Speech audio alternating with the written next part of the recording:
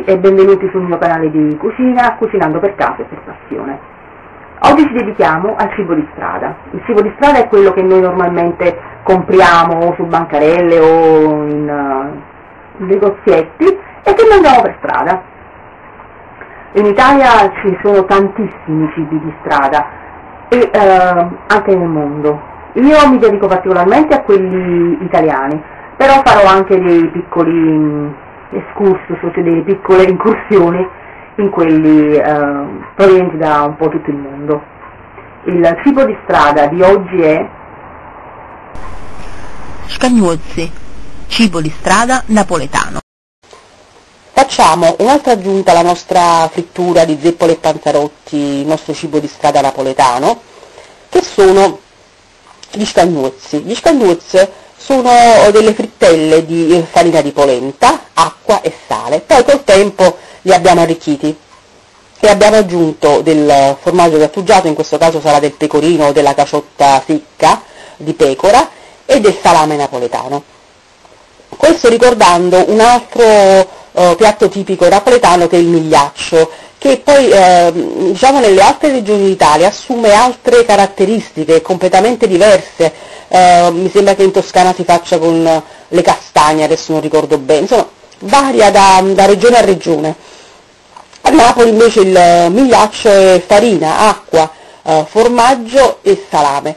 Tutto questo viene messo nel forno e viene fatta questa specie di torta di mais. Gli ingredienti sono 40 grammi di farina di mais, potete prendere sia quella diciamo istantanea che quella lì a lunga cottura, scegliete voi, 70 grammi di acqua, sale, poi abbiamo del pecorino che gratteremo, quindi grattugiato, e del salame a piacere la quantità. Prima di mettere a fare la nostra polenta, tagliamoci il salame e se non avete formaggio pecorino o caciotta di pecora grattugiata secca, grattugiatelo, perché poi quando è calda dovremo mettere tutto. Per fare la nostra polenta prendiamo o una pentola d'alluminio o una pentola di quelle antiaderenti, scegliete voi. Incominciamo a mettere la nostra acqua, portiamo a bollore. Questa è poca, non ci vorrà niente a bollire, mettiamoci pure il sale,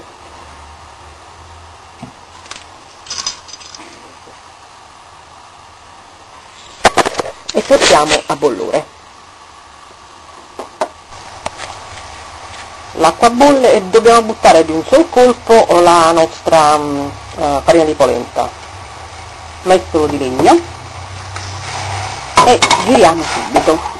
Ho messo l'acqua sul fuoco con un poco di sale, ma proprio poco, mi raccomando, ho buttato la polenta e ora sto incominciando a far ridurre la nostra acqua in eccesso.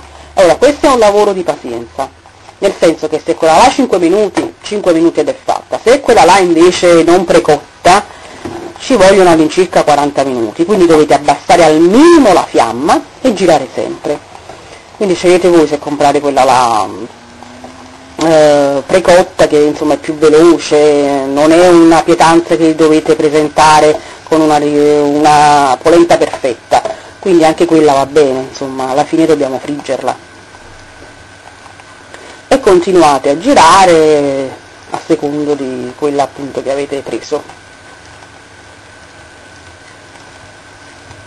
La polenta in teoria è cotta quando si stacca dai bordi, quindi vedete voi realmente insomma come diventa bella velata, liscia. Adesso che è cotta io ci metto il salame e un cucchiaio e mezzo di pecorino. Io sto girando adesso subito, appena abbiamo girato dobbiamo versarla su un ripiano un po' bagnato.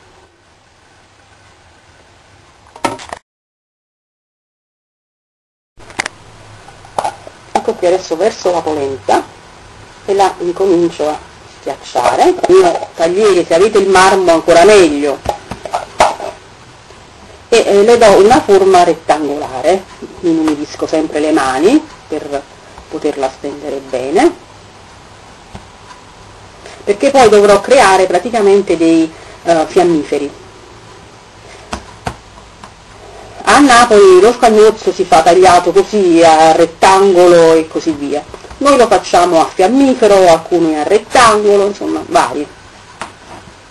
Adesso è ovvio che tutto questo dovrà raffreddare, è normale, no?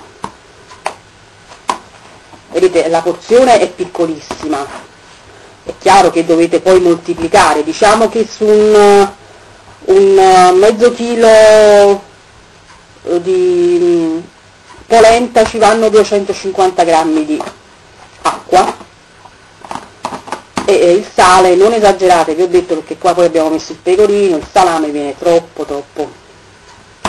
Ecco qua, questi sono fatti. Adesso facciamo raffreddare. Ora che la terra raffreddata tagliamo in due, stando attenti al salame che non la faccia rompere, e poi o tagliamo in questo modo, così, facciamo dei triangolini, oppure a listarelle, come più ci piace, insomma. Ecco qui, non devono essere proprio dei diciamo dei triangoli perfetti o dei rettangoli perfetti, scegliete voi come farlo. Adesso facciamo raffreddare ulteriormente e poi friggiamo.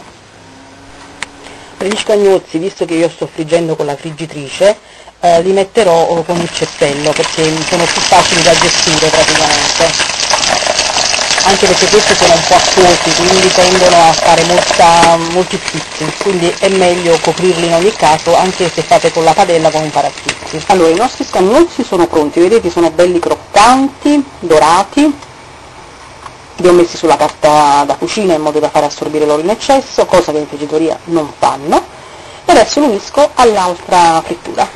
Ecco la nostra frittura napoletana, che possiamo trovare in tutte le friggitorie di Napoli.